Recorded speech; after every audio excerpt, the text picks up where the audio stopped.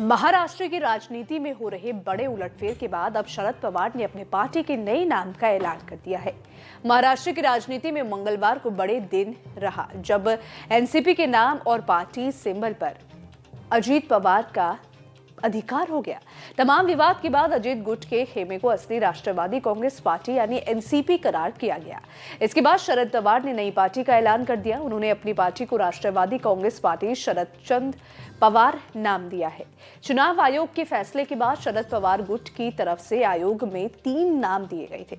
इनमें से आयोग ने नेशनलिस्ट कांग्रेस पार्टी शरद चंद्र पवार नाम पर मुहर लगाई है।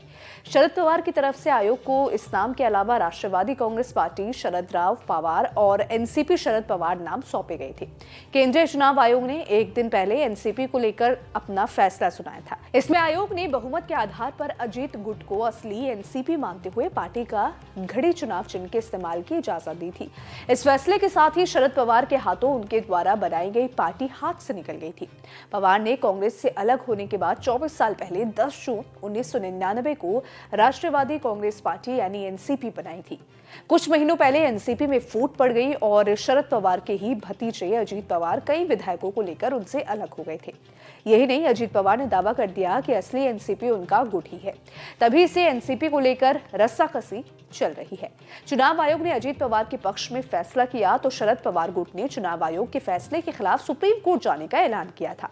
लेकिन आयोग ने अपने फैसले में शरद पवार गुट से 24 घंटे में 3 नाम देने को कहा था। इसके बाद शरद पवार की तरफ से नाम आयोग को दिए गए थे। इसके बाद आयोग ने शरद पवार खेमे की पहली चॉइस पर ही मुहर लगा दी।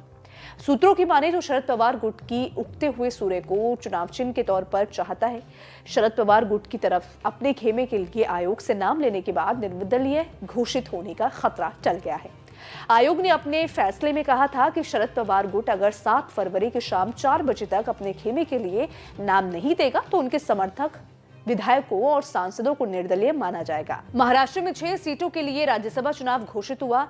निर्विरोध निर्वाचन नहीं होने की स्थिति में 27 फरवरी को राज्यसभा चुनाव होंगे। एनसीपी से पहले महाराष्ट्र में शिवसेना के साथ भी कुछ इसी तरह का संकट झेलना पड़ा था।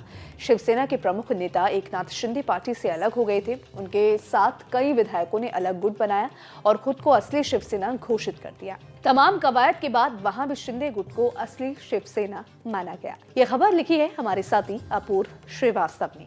इसको लेकर आप क्या सोचते हैं, अपनी राय हमें कमेंट सेक्शन में जरूर बताइएगा। वीडियो पसंद आई तो वीडियो को लाइक शेयर करना ना भूलें। साथ ही हमारे चैनल को सब्सक्राइब कर लें और बेल आइकन को प्रेस कर लें ताकि हर एक अपडेट सबसे पहले आप तक पहुंच सके। धन्यवाद।